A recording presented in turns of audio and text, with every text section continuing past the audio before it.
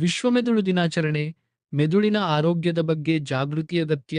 Doctor Shivanagouda Patil, Bagalkot. 22 July ವಿಶ್ವ ಮೆದುಳು ದಿನಾಚರಣೆ ಅಂಗವಾಗಿ ಜಿಲ್ಲಾ ಆಸ್ಪತ್ರೆ ಬಾಗಲಕೋಟೆಯಲ್ಲಿ ಕರ್ನಾಟಕ ಮೆದುಳು ಆರೋಗ್ಯ ಉಪಕ್ರಮದ ವತಿಯಿಂದ ಮೆದುಳಿನ ಆರೋಗ್ಯ ಜಾಗೃತಿ ಕಾರ್ಯಕ್ರಮ ನಡೆಯಿತು. ಕಾರ್ಯಕ್ರಮದ ಅಧ್ಯಕ್ಷತೆಯನ್ನು ಜಿಲ್ಲಾ ಆಸ್ಪತ್ರೆಯ ಸ್ಥಾನಿಕ ವೈದ್ಯಾಧಿಕಾರಿ ಡಾಕ್ಟರ್ ನಾಗರಾಜಪುರಿ ವಹಿಸಿದ್ದರು.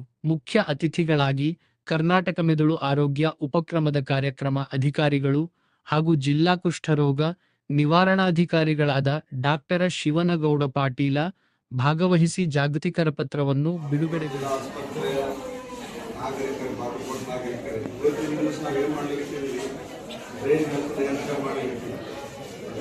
ಬ್ರೇನ್ ಸ್ಪೆಲ್ಲಿಂಗ್ ಏನ್ರಿ? ಬ್ರೇನ್ BRAIN ಬ್ರೇನ್ ನೆನಪಿಟ್ರ ಆರೋಗ್ಯದ ಗುಟ್ಟು ಅದರೊಳಗೆ ಅದ. ಬಿ ಅಂತಂದ್ರೆ ಏನಪ್ಪ? Blood flow to the brain. Blood flow and blood pressure. ಯಾವುದೇ ಒಂದು ಅವಯವಕ್ಕೆ ಒಳ್ಳೆಯ ರಕ್ತ ಸಂಚಾರ ಆಯ್ತಂದ್ರೆ ಏನಾಗ್ತದ? ಒಳ್ಳೆಯ ಆಕ್ಸಿಜನ್ ಸಿಗ್ತದ, ಅದರ ಆರೋಗ್ಯ ಚಲೋ ಉಳಿತದೆ. So brain blood flow, brain blood pressure. Brain blood pressure ಕಡಿಮೆ ಆಗ್ತಂದ್ರೆ ಏನಾಗ್ತದೆ? ಆಕ್ಸಿಜನ್ ಕಡಿಮೆ ಹೋಗ್ತದ, ಬ್ರೇನ್ ಡ್ಯಾಮೇಜ್ ಆಗ್ತದ. BP ಜಾಸ್ತಿ ಆಗ್ತಂದ್ರೆ ಏನಾಗ್ತದ? ಆಕ್ಸಿಜನ್ ಕಡಿಮೆ ಸಪ್ಲೈ ಆಗ್ತದೆ ಬ್ರೈನಿಗೆ. ಅವಾಗ ಏನಾಗ್ತದ? ಸ್ಟ್ರೋಕ್ ಆಗೋ ಸಂಭವ ಇರ್ತದ. ಆಮೇಲೆ ಬ್ರೈನ್ ನಿಷ್ಕ್ರಿಯ ಆಗ್ತದ, ಆಮೇಲೆ ಪಾರ್ಸಿ ಆಗೋ ಸಂಭವ ಇರ್ತದ. ಅದಕ್ಕೆ ಯಾವುದೇ ಬ್ಲಡ್ ಪ್ರೆಷರ್ ಪೇಷಂಟ್ಸು BP ಮಾತ್ರ ಸರಿಯಾಗಿ ತಗೋಬೇಕು. ಆಮೇಲೆ ಪ್ರತಿಯೊಂದು ಮನುಷ್ಯ ಜಾಸ್ತಿ ಆಗ್ಬೇಕಂದ್ರೆ ನಿತ್ಯ ವ್ಯಾಯಾಮ ಮಾಡಬೇಕು, ವಾಕಿಂಗ್ ಮಾಡಬೇಕು. ವಾಕಿಂಗ್ ಮಾಡೋದ್ರಿಂದ ಏನಾಗ್ತದೆ? ಶರೀರದ ಎಲ್ಲ ಅವಯವಗಳು ರಕ್ತ ಸಂಚಾರ ಆಗ್ತದೆ. So blood flow and blood pressure first point ನೆನ್ಕೊಳ್ಬೇಕಿಲ್ಲ. ಬ್ಲಡ್ ಪ್ರೆಷರ್ ಕಂಟ್ರೋಲ್ ಮಾಡಬೇಕು, ಬ್ರೈನಿಂದ ಬ್ಲಡ್ ಫ್ಲೋ ಜಾಸ್ತಿಗೊಳಿಸಬೇಕು. ನೆಕ್ಸ್ಟ್ ಬರ್ತದೆ ಏನು? R, relaxation and rest. Sir ಹೇಳಿದ್ರು ಮೆಡಿಟೇಷನ್ ಮಾಡಬೇಕು, ಧ್ಯಾನ ಮಾಡಬೇಕು, ಯೋಗ ಮಾಡಬೇಕು. ರೆಸ್ಟ್ ಅಂದ್ರೆ ನಿದ್ದೆ ಮಾಡಬೇಕು. ನಿದ್ದೆ ಮಾಡಿದ್ರೆ ಬ್ರೈನಿಗೆ ರೆಸ್ಟ್ ಸಿಗ್ತದೆ. ಒಳ್ಳೆ ನಿದ್ದೆ ಹೆಂಗೆ ಮಾಡಬೇಕು? ಸರ್ ಹೇಳಿದ್ರು ಮೊಬೈಲ್ ನೋಡಬಾರ್ದು ಅಂತ. ಬಹಳಷ್ಟು ಜನ ಮೊಬೈಲ್ ಅಡಿಕ್ಟ್ ಆಗಿ ನಿದ್ದೆ ಸರಿಯಾಗಿ ಮಾಡೋಂಗಿಲ್ಲ. ಸ್ಕ್ರೀನ್ ಟೈಮ್ ಕಡಿಮೆ ಮಾಡಬೇಕು. ಎಸ್ಪೆಷಲಿ ಡೈರೆಕ್ಟಾಗ ಮೊಬೈಲ್ ಹಿಡ್ಕೊಂಡು ಹೋಗ್ಕೊತಾರೆ. ಅರ್ಧ ತಾಸು ಗಟ್ಟಲೆ ನಿದ್ದೆ ಆನ್ ಮಾಡ್ತಾರೆ.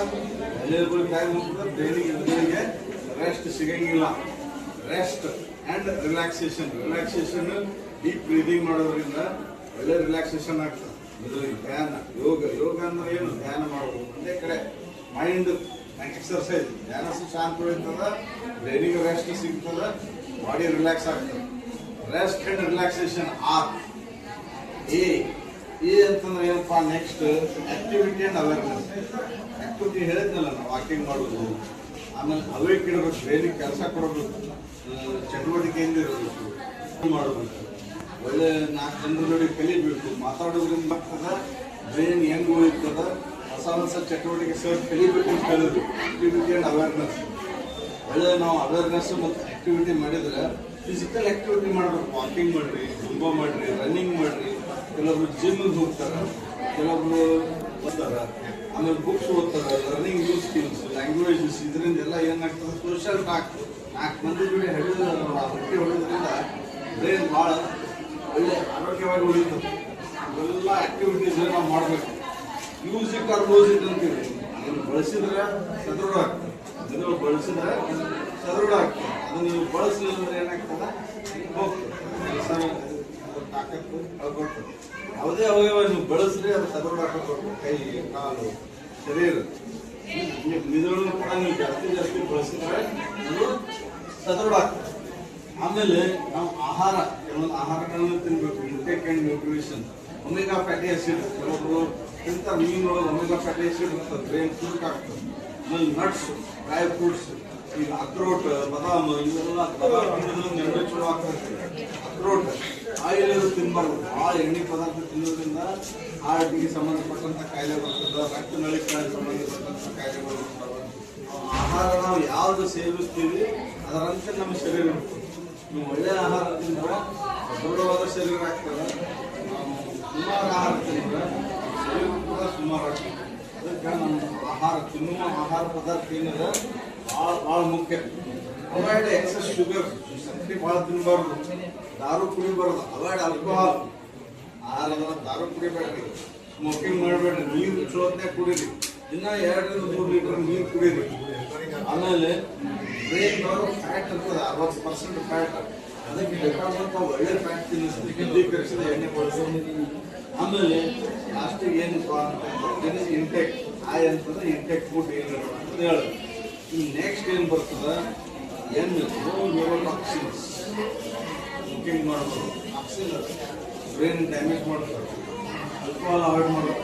ಕಾರ್ಯಕ್ರಮದಲ್ಲಿ ಭಾಗವಹಿಸಿದವರಿಗೆ ಮೆದುಳಿನ ಆರೋಗ್ಯ ಕುರಿತ ಜಾಗೃತಿ ಕರಪತ್ರಗಳನ್ನು ವಿತರಿಸಲಾಯಿತು. ವೈದ್ಯಕೀಯ ಸಿಬ್ಬಂದಿ, ವಿದ್ಯಾರ್ಥಿಗಳು ಹಾಗೂ ಸಾರ್ವಜನಿಕರು ಸೇರಿದಂತೆ ಸುಮಾರು 80 ರಿಂದ 100 ಮಂದಿ ಕಾರ್ಯಕ್ರಮದಲ್ಲಿ ಭಾಗವಹಿಸಿದ್ದರು. ಜಿಲ್ಲಾ ಸಂಯೋಜಕರಾದ ಬಸವರಾಜ ಹೂಗಾರ ಕಾರ್ಯಕ್ರಮವನ್ನು ನಿರೂಪಿಸಿ ನಡೆಸಿಕೊಟ್ಟರು. ಫಿಸಿಯೋಥೆರಪಿಸ್ಟ್ ಡಾಕ್ಟರ್ ಪವಿತ್ರ ಭಿಸೆ ಹಾಗೂ ನರ್ಸಿಂಗ್ ಆಫೀಸರ್ ಕಿರಣನಂದ್ಯಾಳ ಅವರು ಅತಿಥಿಗಳನ್ನು ಸ್ವಾಗತಿಸಿದರು. ಕಾರ್ಯಕ್ರಮದ ಕೊನೆಯಲ್ಲಿ ಸೈಕಾಲಜಿಸ್ಟ್ ಬಸವರಾಜ ಪೂಜಾರಿ ವಂದನಾರ್ಪಣೆ ಸಲ್ಲಿಸಿದರು. ವಿಶ್ವ ಮೆದುಳು ದಿನಾಚರಣೆ ಅಂಗವಾಗಿ ಆಯೋಜಿಸಲಾದ ಈ ಕಾರ್ಯಕ್ರಮವು ಸಾರ್ವಜನಿಕರಲ್ಲಿ ಮೆದುಳಿನ ಆರೋಗ್ಯದ ಕುರಿತು ಅರಿವು ಮೂಡಿಸುವಲ್ಲಿ ಮಹತ್ವದ ಪಾತ್ರ ವಹಿಸಿತು.